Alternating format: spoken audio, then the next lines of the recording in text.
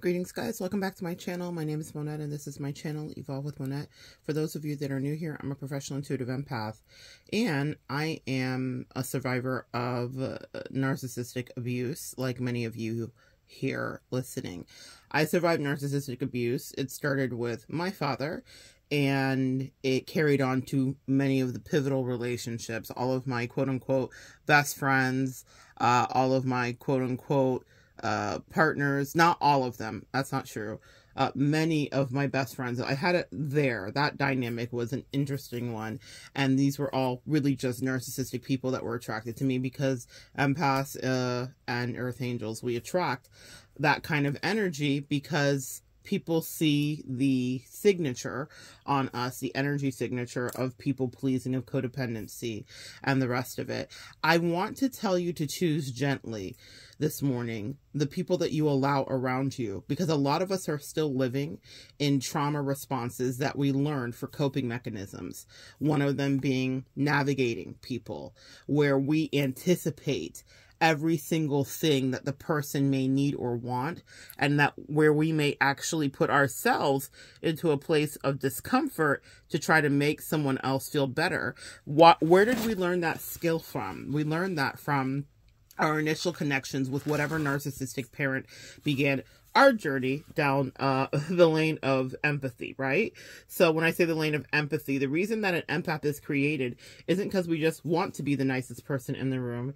It's because we are anticipating that there is danger. Why are we anticipating that there is danger? We're anticipating that there is danger because one of our parents or both of our parents or a sibling or a relative or something of that nature was in fact dangerous to us. And so we would literally come into rooms and spaces and begin to scan the room before we even got in there so that we could understand where the danger was. Now that carries over into friendships and into other connections and into other places, because no one ever teaches us that that's not a normal thing to do. It's a survival mechanism. So if you survive, first of all, let me congratulate you. Second of all, let me tell you that it means that you will have to make sure that the people around you now in adulthood are gentle, kind, compassionate people, because people will see that, sniff it out, and see it as a weakness. It doesn't mean that to them it isn't, but what it means to you, it's a survival skill that not many people, unless you've survived narcissistic abuse or been in a relationship with a narcissistic spouse, partner, lover, friend, that you would understand why you're even navigating people. And what it does, believe it or not, is a bit of a manipulation tactic so that we stay safe. It's not to say that you are manipulative and that's what you're seeking to do and you just want to get people. You're doing it because that was how you stayed safe. And so people that are healthy or that might even want to engage in a healthy form of relationship with you may feel really handled. And that's what we're doing for survival. And we did that because we didn't have a choice, right? Because that's what we had to do in order to make it through some of the situations in our life that were very dangerous to us. And our childhood brain didn't understand it. So we just figured out how to survive. So if you're navigating people, and an example of this, I saw a therapist do a brilliant example of this and I just wanted to pass it along. And essentially the example was, I know that you're coming over for dinner. I don't know if you're still doing the gluten-free or if you're vegan now, because last time we talked, you said you might go raw vegan. So I definitely have raw vegetables, but I also have some gluten-free stuff here for you too. And one of the other things I did was there's a great sushi place down the way, because I know that you said that you really were enjoying sushi. There was a moment when you were pescatarian, not really sure, but I know that there's a lot of mercury inside of fish, so you may not want the pescatarian thing. I also found a great Jamba Juice. It's not too far from here, because in case you're still wanting to do just something that's like healthy, they have like power smoothies, and the power smoothies have protein, high protein in them, and we can get it all green. I can get you a green power smoothie, and then they have this extra add-in thing that's completely vegan. That's an example of navigating somebody. Now, to a lot of us, especially me as a former caterer, I would just think that's me being hospitable. I was taught by a fantastic chef professor that you want to make sure that you accommodate dominate everybody's palate and menu when you're serving, but you're not always in the place of serving to whomever is listening. And that's just one example regarding a dinner. But do you see how I jumped through every single hoop to people please, essentially, whoever that person was? And that is very overwhelming, which is something I learned in therapy. Hashtag go to therapy, guys. That is sometimes very overwhelming to the recipient, especially if they're a healthier person or they're a healthy person to some degree. Or if they're a narcissist and someone that's an opportunist, they're like, got him. I don't know if you guys know who Drewski is. Drewski is a comedian, and there's a voiceover. I'm sure you've heard it on Twitter because he's memed a lot where he says, got him. We effing got him, guys. That is exactly how a narcissist or a toxic person looks at you when you begin navigating. They're like, look at this person trying to figure out 25,000 ways to please me. Now, what we're doing and where I want to hold space for you is we're not just there to try to please them. We're actually trying to survive. We are treating people, though, sometimes, and I thought this was such a brilliant analogy. We are sometimes treating people like a bomb that needs to be diffused. The healthier person will experience our navigation like that. Does that make sense? So instead of feeling like doted upon and loved, they're going to be like, why did they just offer me 25 different options? I thought we were coming to dinner and it was no big deal, and I didn't give them any special menu things. So what's happening here? So no, people that love you and that want to be around you are not necessarily bombs to be diffused, guys. But guess what we did in our childhood? We diffused bombs. Or guess what you did in your last relationship, marriage, connection with your last boss that was toxic? You learned how to diffuse bombs. So let's say you didn't have narcissistic abuse and you're not an empath that was born from like those trenches and fires, and that's fine. Girl, we're not gonna like compare our war wounds. Let's say your first time experiencing that was with a toxic boss.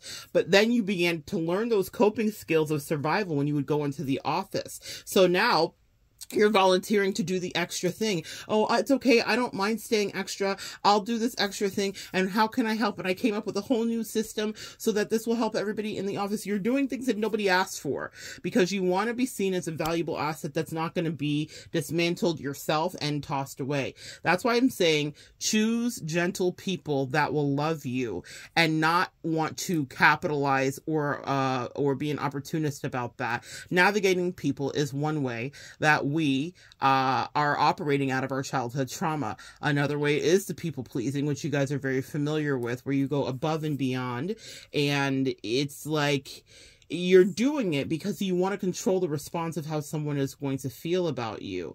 And it's not something that we're conscientious of. And if it's pointed out, it's tough to hear sometimes. But whenever I have a new energy in my life point something out to me that I may be working on or have worked on in therapy, I think this is interesting. And I think about what level of safety they are. And I think about what the behavior was I was doing. And then I re-examine it and I go to therapy again and I talk about it and I process it and I excavate the new thing that's come up. Our childhood trauma is like shrapnel, guys. So shrapnel is what is the byproduct of being perhaps shot or being near an explosive. And I'm sorry for all these explosive comparisons, but I think it's really pertinent today. So it means that a piece of metal or a piece of glass or a fragment from whatever was around, that was when something was detonated or if you were shot or something, gets lodged in your body. And usually the surgeons will go in and remove a bullet or a piece of glass or this or that. But sometimes we can have such extreme trauma in one of those kind of situations and blasts that it doesn't come out on its own. It comes out when it's ready, like a splinter. The splinter can be picked out, and many of us have done that, but all splinters will expel themselves from the body because the body is a self-healing organism. Well, the emotional shrapnel that we have is from all of those blasts from whatever narcissist, toxic parents, toxic partners, whatever you dealt with. And you may think that you dealt with a chunk of it in therapy. I got this huge chunk out. I've identified this foreign object. It didn't belong in me. And then a year and a half later, or 2 years later, or 20 years later, you could be in a conversation with someone that triggers something in you. It reminds you of that moment where you were dealing with your trauma, and it slowly rises to the figurative top of your epidermis and pushes its way out because your body's now ready to take a look at it. So don't judge yourself if 10, 15, 20 years later, you're having triggers with new connections or other relationships or even established ones, because our body will only process the trauma that we can handle. Sometimes we cannot handle everything at once. Our brain is incredible. You guys hear about people that go through traumatic accidents or that have things happen to them medically where they literally don't remember. And it's our body and mind and brain's way of protecting us. Well, we as empaths developed a whole system for self-protection because we were always around dangerous situations. So when that shrapnel comes out and it works its way out of your soul and system, understand that you need to be around a supportive group of people that actually love you, because narcissists will see that and take advantage of it. People that you might care about will be like, oh my God, what's wrong with this person? But that is one of the things that we go through as people that have survived either childhood trauma or trauma of any kind, especially associated with narcissistic abuse.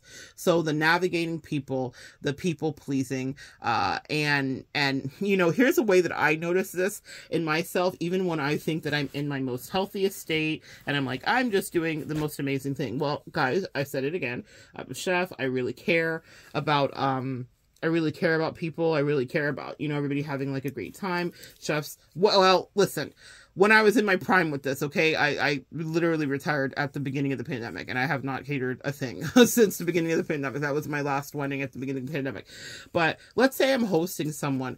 I used to be the type to go absolutely above and beyond, you know, like even for close friends that know better, you know, and I would just be like, whatever. Well, it's so funny. Recently, my bestie is come to visit, and I've been dealing with all my medical stuff. So I just haven't been in the energy. I have not had the energy to be the magical person in the kitchen that I once was, because my energy has all gone towards like surviving, literally. So it's so interesting that a medical situation is sometimes the only time a lot of us empaths give ourselves permission to not be superwoman. And I just candidly said to my bestie, we'll be going out to eat or we'll be ordering in, because I don't have it in me. Now, my bestie can attest that there has never been a time she's come to my home that there's not the full spread, because that's usually the way I do. And when I go to her home, the same as return in spades. But the thing about it is that's the effort, that's the function of therapy, not just my medical issues, but having therapy and dealing with some of these issues, also having a loving person, this is what I'm advising, to receive you, shifts away that I go through life, and instead of over people pleasing and killing myself and putting myself in pain or putting myself in physical distress because of the medical situation so that she would be happy, I was honest and upfront. Now, that's not something I would have done 20 years ago. I would have been like hobbling in that kitchen. I would have been making sure that she had the best and fullest spread. I would have been making sure that there was not a single need that was met, and I would have anticipated her needs, which I used to think was wonderful, but really it can be overwhelming. She was much happier with me saying, I can't do it. And that was, I didn't know it was going to be, you know, a thing, but it was just my truth. I was like, yeah, this time there will, you know, there's a hospitality basket, and there's, you know, all the clean sheets and all the love and all the magic that I can provide. But what I don't have is the extra to be 20 on 10 like I used to do. That's something that I want you guys to think about in your life. If you're taking the time for you to just be like, I can't do it. Not even if you don't want to, but I physically can't.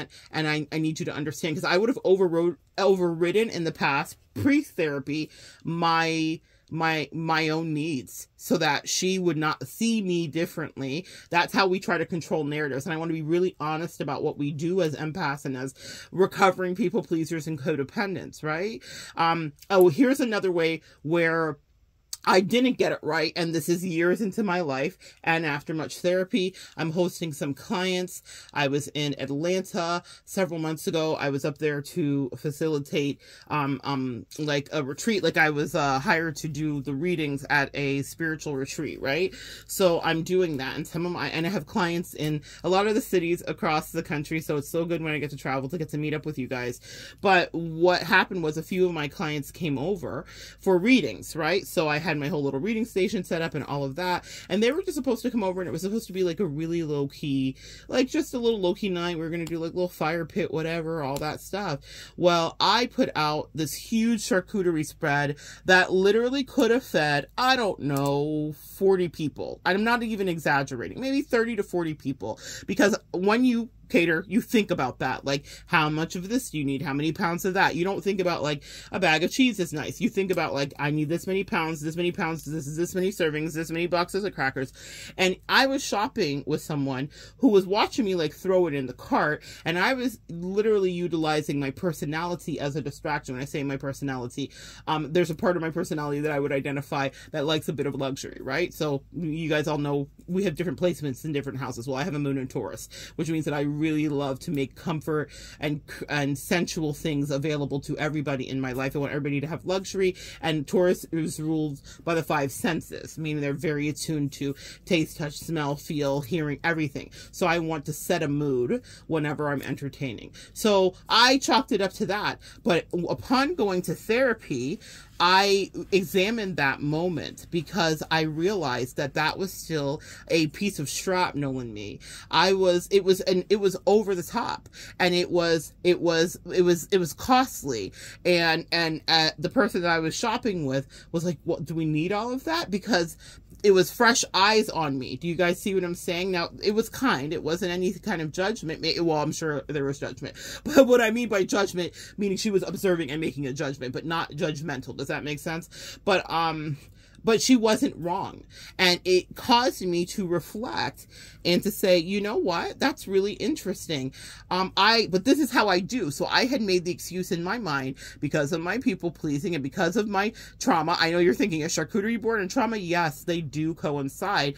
I wanted to make sure that it was beyond and above and beyond. Now, that is definitely a personal ethos of mine, but I had to examine that in therapy. Where does that come from? Why am I such an overachiever? Well, because in order to be loved, I had to overachieve for that father. And even then, it was poo-pooed and acted like it wasn't enough. Do you guys get it? So here I am spending ridiculous amount of money on a charcuterie board, and I had 2 or 3 clients, and this person and myself. So no, 2 clients came over, the person and myself. So 4 people in total, ridiculous amounts of stuff.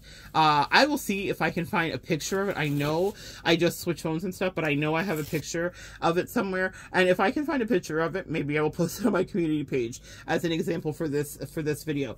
An absolute ridiculousness. That happened just a few months ago. That was like 6 months ago or so that happened. And I had to examine that in therapy. It's a little thing, right? But it's something that I did out of an abundance of what I have always done. The organism will do what always made it successful. So to me, that made me successful, and it made me think about when I was doing the memory, and this is why I want you guys to pay attention to what some previous triggers are, of doing a beach picnic when I was like a high schooler, and I did the absolute most. And it's kids. They were like putting too much lighter fluid on frozen burger patties, and I had a full spread. Yes, I definitely went into catering. I definitely was practicing way before I ever went to culinary school. But so that's a facet in my personality. But the above and beyond that I went was a part of the people pleasing. Does that make sense?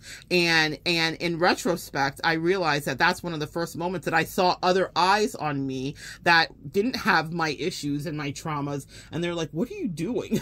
And I thought I was being fabulous. You get it? But really what I was doing was people pleasing beyond my means to make sure that everybody else, I could control the narrative that everybody else thought. And therapy has helped me. I will give you another example. There are all these food examples, but the reason is because that's how I noticed that. I was such a perfectionist with everything that I did that I would kill myself to make a meal. I would not enjoy like a date or something. I remember going on some dates and like I would like kill myself. I'd be doing like, all these multi-courses and all of this stuff, or like having someone over, maybe even for like the first time. And I read a great book about men love bitches, and how the only thing you should cook for your person for a long time is popcorn, which is really funny. That was not me. I was doing the absolute most because that was part of my trauma and my people pleasing. And I wonder if you guys can relate to that kind of thing. Well, I remember like doing that and being ridiculous. And then upon therapy, I remember being around somebody and we were making breakfast, and I was like, I'm gonna make like a glazed bacon. I'm gonna make like a pancake casserole. They made other wonderful, delicious stuff, and I burnt the bacon. Now, my normal self would never allow anyone to know about that, see it. I would have like cooked a 25-course meal to make up for it. I was good for that and whatever. And in this case, I was like, oh man, the bacon's burnt. I didn't feel a need to prove to that person what a magical chef I was. I know what I've done. I know my history. I know what I went to school for. I have pictures and photographic evidence. I know who I am. But in the past, out of trauma, I would have been mortified. We made jokes about it. She was incredibly polite. She was cute. She was like, it's like barbecue bacon. It was adorable. But I normally would have like melted because I would be like, oh my God, I didn't make this person happy. I now have to like prove myself. I didn't care. It wasn't like in a bad way that I didn't care. I was like, I know I can cook. I mean, I guess if we're around each other more, she'll know too someday and everybody's going to be okay. That is, thank God, thank you therapy. Thank you counselor. Thank you communication with someone who's not crazy. Like, therapy will save your life. That was a different energy. It wasn't a trauma response. It was just a normal response. Like, man, that didn't go good. We have been enjoying a little bit of, you know, I was very relaxed. Let's just say that. And so, I wasn't focused like I should have been. But the point is, that's okay. That would have not been okay when we're in a people-pleasing state. You guys get it? So that's two ends of me having some responses. One was healthier. The other one was, even though I thought it was good, it was out of a different place. But be around people that gently receive you and that can observe some of the things that you're doing, because sometimes we are desensitized to that, okay? So the navigating people, the people-pleasing, and then let's talk about the over-explaining, guys. When a narcissist knows that you over-explain, they love it. Because what do narcissists love? They love word salad. They also love to gaslight you. So when we're in the trauma response of over-explaining our emotions, our reasonings, even a simple task, I went to the store and I got chips. Well, and listen, I am a teller of stories. I am an author. I am a writer. I'm a speaker. I love words. I am loquacious to say the least. So I'm not asking you to stunt your natural instincts. But y'all, I'm an over-explainer, and it's something that I conscientiously have to work on. I often, because I'm outmaneuvering and thinking people, and it doesn't mean that I'm the smartest person in the room. It's a survival mechanism. It is not about just wanting to prove people wrong or one-up people or show them I am the best. Now, that was a function of my childhood trauma for my father, for sure. I had to be the best, or the attention wasn't going to be given in any way that was negative, and even upon being the best, there was still going to be criticism, right? So that's one thing, but the over-explaining is something that maybe you've caught yourself doing, and someone that loves you might gently guide you. Repeating myself is something I definitely do, and it's because of not trusting. It's like something about not trusting yourself because you were gaslit so much from whatever abusive person in your life left that narcissistic energy signature on you. So, to a person that loves you and is compassionate, if I were over-explaining to my bestie, she would listen to me kindly and say, yes, I understand. My bestie's never said, you said that already, or whatever. She's never done anything. The people that are assholes will do stuff like that to you. But not everyone is there to be your bestie, and not everyone's going to, like, hold your energy and whatever. Whenever someone, like, I come into new energies and someone might say something like that to me, I give them grace because I understand they may be observing or noticing something like that. But also, I check myself and I see, okay, what can I tighten up here?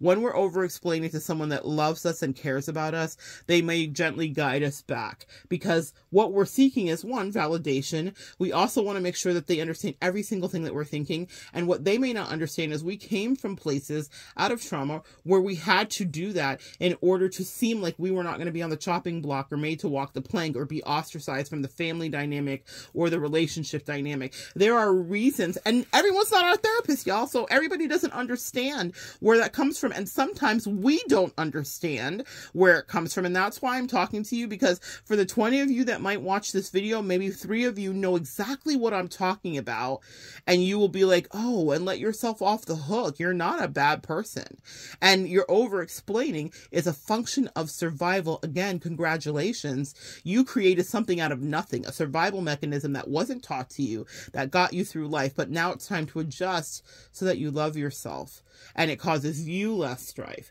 So with the over-explaining, you will do that, and people can be overwhelmed by being on the receiving end. So I went to 7-Eleven and I wanted to get salt and vinegar chips. Now, my unhealthy self, or a self that's a little spun out, will get into the place of like, well, I went to 7-Eleven, but then I had to stop and get gas. But then when I stopped and got gas, there was this person, he came up to me, he wanted to have $1. I didn't have $1, but I did have some change, but I felt embarrassed about giving him change. So I also gave him the chips. So that's how come it took me an extra few minutes, because I didn't really actually get the chips. And then I felt guilty because I didn't want to come home without anything for you, because that's what you would ask for. So I stopped by Wendy's and I got fries. And when I went into Wendy's, it was so funny because they were out of like the fries, like that, and I was like, how can you be out of fries? It's Wendy's. So then I was like, I can't go. So then I went behind to Publix and I just got this bigger bag of chips. So that's how come the salt and vinegar bag of chips is this big and not the gas station bag of chips. What I'm trying to do in that moment, this is just a hypothetical scenario, is survive whatever the person on the other end is going to feel about me. For my father, had I not like, to give you an example why this matters, or why I would give that example, here I am over explaining. But no, I think this is explanation you need. My father had a very, very thick accent. He's West Indian. And for the beginning part of my life, I felt like he was speaking a different language. So I had to learn his language, learn the dialect, and learn it. My mother is British West Indian. So her verbiage, communication, and her diction is very proper and easy to understand, even with its beautiful. It's like my mother sounds like she's singing when she talks. So even with her beautiful accent, very easy. My father's was like rough, very rough island accent. Well, if he was working outside, because he owned his own business, he built houses and construction, he'd be like, bring me a glass of water. Now I'm saying it to you like that, but the way it would sound to me was like Spanish. And I would have to guess what he was saying, because if I didn't move fast enough to retrieve what he wanted, I would be backhanded across the face so hard it would knock me to the ground. So that's what I mean by our trauma responses build in the way that we deal with something. And if I bought him back something else that wasn't water because I misunderstood, for example, what he said, there would be physical ramifications immediately, swiftly, before I could even think. He wouldn't talk to me and say, no, I said this. He would punish me. So in order to avoid physical injury to my childhood person from my looming father who was muscle bound from lifting concrete all day, I would make sure to have either the right thing in my hand or the explanation ready, so that as his hand, I could feel the wind from the back of his hand coming across my face, and I would have probably already said 300 words before he could get to slap me. Or maybe that's an exaggeration. Maybe I would have said 50 words. But Daddy, I was trying to get You guys understand? I wanted you to hear exactly how that instinct in us is born to over-explain. Because what I'm trying to do is save myself from a bleeding face or a cut lip or a black eye. You understand? In that moment, I'm trying to save myself from his reactive ridiculousness, because he was a narcissist and he could not control anything. And how dare I not be able to speak the brogue that he spoke, and the very broken kind of West Indian thing. I figured it out, but that's what we do, guys, as empaths, is we figure things out. It's what makes me, fortunately, I've transmuted it into what makes me so good at my job. If someone calls me, I can say, this is what's going on. Because I literally did it for survival. Now I turn it into transmutation, elevation, and healing. But the point is, it started not from a great place. So that's why the over-explaining will happen. Maybe all of you don't have that dramatic background, and maybe for some of you, it was even more dramatic what you dealt with. But what I will tell you is that's why you go, well, and it's just like this word vomit. And you're like, how did I get here? Sometimes I'll catch myself, thank you, therapy, and I'll be like, whoa. This person doesn't need to know what I had for dinner, what I did last night, and how when I was 3, someone didn't share their doll with me. Like, they didn't ask all that. My therapist might need to know that, but they don't need to know that. So I will try to catch myself when I get into that. I can't help myself on the repeating. That's almost like it's like a tick almost. It's like a thing that I've noticed because of some of the trauma I've been through. And that's why I say, make sure compassionate people are around you. Never going to be challenged. When I say challenged, Bestie's receiving me with the juices of love, understanding it without you having to ever explain all of this to her, ironically. When people that really love you come into your life, she didn't give a damn about all this. She doesn't care about all of this stuff. What I mean, she doesn't give a damn. She cares about me as a person, but she's not judging every little thing that I do. People that are opportunists are judging it because they want to take advantage of you, or it's weird to them if they're maybe not an opportunist, whatever the case may be. So that's what I'm saying. You can control that. The last thing I want to talk to you guys about is limerence or magical thinking. Magical thinking, example, the boogeyman's under your bed. If you pull your feet up, pull the covers up, shine your flashlight under your blanket 3 times, that's how the boogeyman goes away. That's magical thinking that we come up as kids. It's wonderful and creative. As a former teacher, I highly encourage whimsy and that kind of thinking for fun times. But what we do is we carry that into adulthood. And this is where we are not paying attention to the signs of the F-boy that we're dating, or to the bestie that's being like snipey with us and taking pot shots at us, okay? That's one of the things that we do to like process and hope. And that's where we might like have fantasies about a relationship being something that it isn't, or fantasies about getting a promotion that we know we're not really going to get when we really need to leave the job and go find what is right for us. Magical thinking takes us very off path, and people that observe us that are opportunists and narcissists in magical thinking would be like, awesome, got them. They think it's delicious, because then they can continue to string us along or spin a narrative or play reindeer games with us, and we are in that with them because for survival we had to do magical thinking. Limerence is when you get highly focused on someone that gives you just a bit of attention instead of really paying attention to, is there a healthy form of reciprocity? Is this fully requited? Limerence is something that a lot of us recovering codependents and empaths deal with, right? Recovering codependents, recovering people pleasers, where we get highly fixated because, let's talk about where it comes from. You did not receive the love, the time, the attention, or the affection from one of your parents.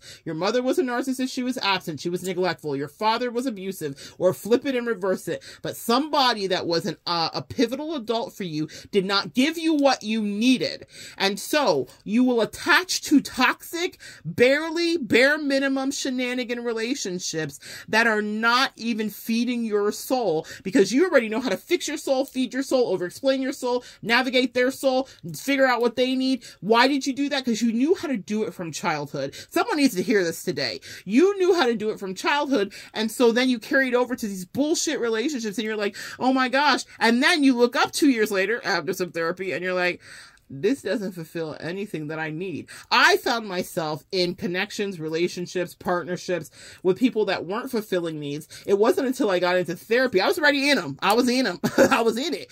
But it wasn't until I got into therapy that I was like, damn, this need isn't getting met. How am I going to figure this out? Do I outsource? Do I do more therapy? Do I leave the relationship? But it took years. Y'all, I'm still evolving. I'm right here with you. This is the channel's namesake. My angels never lied when they guided me to this name. This is me in evolution with you, but I want you to understand that sometimes we will do that. We will get into a thing and we will have limerence, and someone might give us a little bit of this one thing that we need, and we're so used to figuring out all the rest of our needs that we're fixated on this person that is not a full and total whatever. They're not the full kit and caboodle, or we take the job that isn't the full package that we want or what we really deserve. So I want you to pay attention to your limerence, because that is a place that we really will get hurt. What happens, a narcissist loves to see you in limerence, because then they can gaslight the life out of you. And back to the over-explaining real quick, they love that too there, because then they can say all the word salad to you. And if you are an over-explainer, you will over-explain it in your head to yourself what they said. So you'll be going back and forth, and the sheet of paper could be red. They said it's blue. And now you're going to be like, well, on a light day, the ultraviolet rays could change this. And maybe it was because I was walking from a dark room to a light room. They love that. They watch you just like have smoke come out of your ears, and they walk away Machiavellianly rubbing their hands together like, got him. They love that. That's what I'm saying. Choose wisely who you're around, and notice when people are wanting to either take you down or be opportunistic about these things that to them, they're like, oh, you're so weak. You're a people pleaser. They don't know that we're fucking survivors. We do something that's like a superpower. And so everybody's like, I want to be an empath. Nah, you really don't, because it came from a bunch of shenanigans. It came from having to detonate bombs with people that were explosive. It came from dangerous situations, dangerous relatives, dangerous people that we replicate because we're trying to heal it as we go through life. Stop judging yourself about having multiple narcissistic relationships. No, I don't think it should go on infinitesimally, but we are delicious. Even upon being healed, we are not as easy when we are healed to snack and take advantage of. And we realize when people's effery is afoot, but narcissists will always be attracted to you. One, because you're the light and they're demons. They're on demon time. But two, you will be testing your life to see if you get the lessons. Like I said, every time I think, got it, excavated it, took out the shrapnel, then another piece floats up to the top and I'm like, oh, like the charcuterie board. That happened a few months ago, y'all. That wasn't 25 years ago. That was a few months ago that I did too much. When I say too much, y'all, you are never too much, but I did the most. Why did I do the most? Because I always want to make sure that that's how people see me. And that was when I was talking to my therapist, that was a control tactic. And they were like, and it was an unnecessary one. And you bear the brunt of the cost, meaning I paid for it and whatever the case may be. And it wasn't a big, like, to me, all right, there is a function of my personality. It's like not a big deal to me, but it was not reasonable. I could have done a much smaller situation. And the girl, can I tell you that they barely ate it at that part? And it wasn't because it wasn't lovely, delicious, or beautiful. It's because it was overwhelming. And I had to take accountability for that. Does that make sense? They nibbled appropriately, had their little glass of wine appropriately. Did I need 4 bottles of wine and other beverages? Did I need 6 kinds of cheeses? Did I need 7 different crackers for 3 people? I didn't. That's what I want you guys to understand. We are constantly learning. Give yourself grace, but choose people that will hold space for you and love you. Sometimes people will notice the things that I do, and for them, it could be a turnoff. It could be disgusting. It could be maybe a red flag for them. We all have our own flags that we're allowed to have. And so they will mirror that back, and I will have to see it, and I'll have to pick it apart, and I'll have to take it to my therapist, and I'll have to examine it.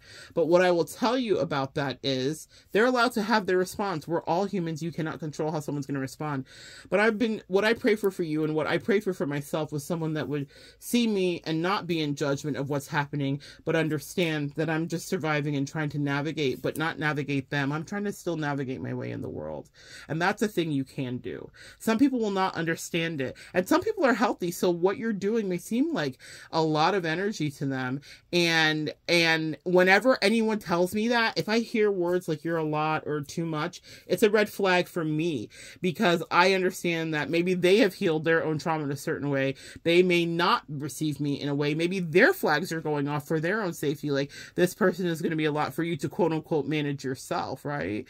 I don't feel managed by my bestie. I don't feel managed by just a few people in my life. I have a small group of people that I even allow close to me. That also changes the way that you allow people close to you. So if you feel like you want to hermit, don't fight the feeling of that sometimes. It doesn't mean that the life will not provide you opportunities to be re-immersed back into society. But when you extract yourself from a narcissistically abusive relationship, you will want to be away. Years ago, when I left the major one that was such a thorn in my side, I didn't want any friends, no new friends, all of that. I was very Drake about that. And that's a very normal place to be. But now as I tiptoed back out into the world, my instincts were sharper. I could trust myself more. That childhood abuse makes you not trust yourself, and it makes us come up with all these coping mechanisms, right? And I now trust myself more. So even if someone is giving me feedback about how they're observing my people pleasing or apologizing or any of that stuff, I take it as real feedback. I don't take them as immediately dangerous, but I examine what the truth is here that I need to see about myself that I may not be seeing. That's why I say we are not an island amongst our ourselves, because I needed new, fresh eyes on things that I thought that I'd already healed. That shrapnel needed to be excavated and looked at. But sometimes people will see that and be an opportunist and take advantage of that. So you have to be really careful. I've had both ends of the spectrum. I had someone lovely point out some things, and I had someone toxic point out some things, and I got to still trust myself, and I handled both situations well, with healthy feedback to the person that didn't mean me harm, and with cutting the other person out of my life completely that I knew was an opportunist and was sizing me up, rubbing their hands together like, got him. I was like, you don't got me. I might still need some therapy, but you don't got me. Run as fast as you can. You can't catch me. I'm the empath that goes to a therapist, man. Okay?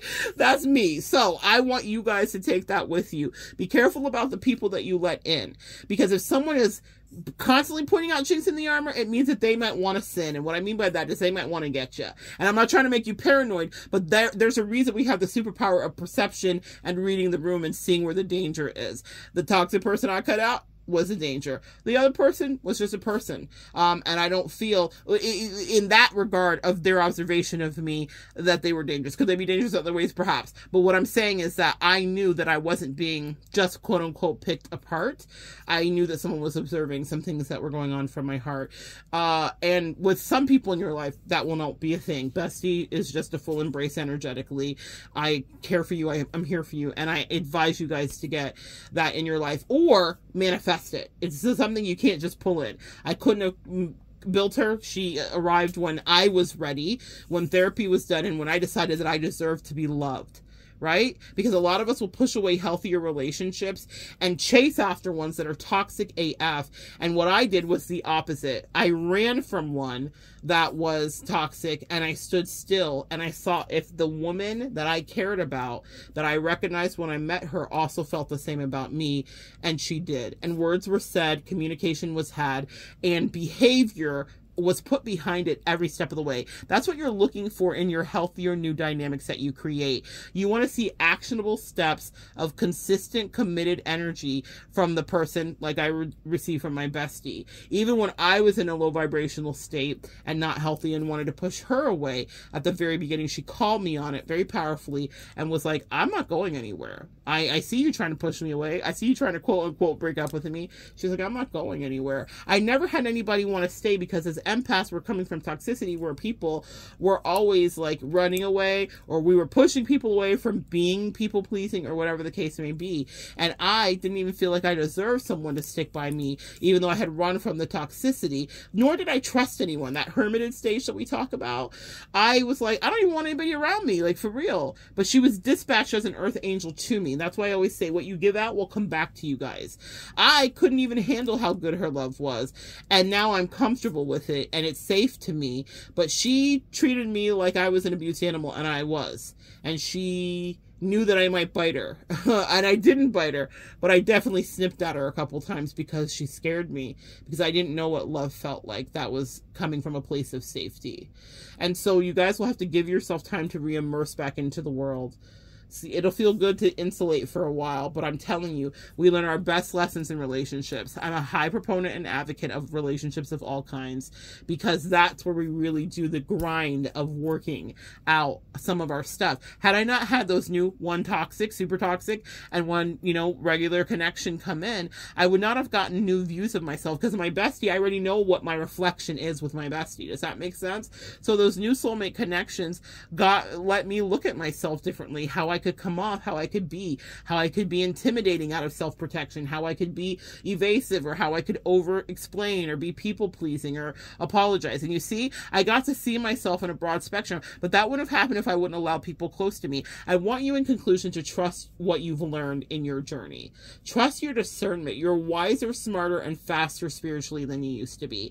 People are not just going to immediately take advantage of you. They cannot. Your angels and ancestors are protecting you because you're doing the work. You're going to therapy. You're watching these YouTube videos, not just mine, the litany, the plethora that we have available to us here on YouTube. You're tapping into all of these teachers, gurus, doctors, and you're self-educating. So you are a smarter vessel. New connections that come in cannot take advantage of you. You will notice it right away in the little insignificant idiosyncratic things that they may do. You are not to be played. You will not be played. You have detonated the bomb so many times that you could do it with your eyes closed. You know which wire to snip to cut toxicity out of your life or to get on with it, whatever it may be. Trust yourself, actually, my sweet empath, my recovering codependent, my healing people pleaser. Trust yourself to know that you will not be taken advantage of. But you do not have to live in those coping skills that we talked about. Evolve out of it. Be okay with the burnt bacon. Be okay with the smaller charcuterie board. Be okay saying yes or no and keeping your word to yourself. But call in friends and loved ones that can hold space for you, and then welcome in the new when you're ready to, because that's really how you evolve and grow and get to the work that you incarnated to do. All right, so good sharing energy with you. Come back and join me next time, and we will continue to evolve together.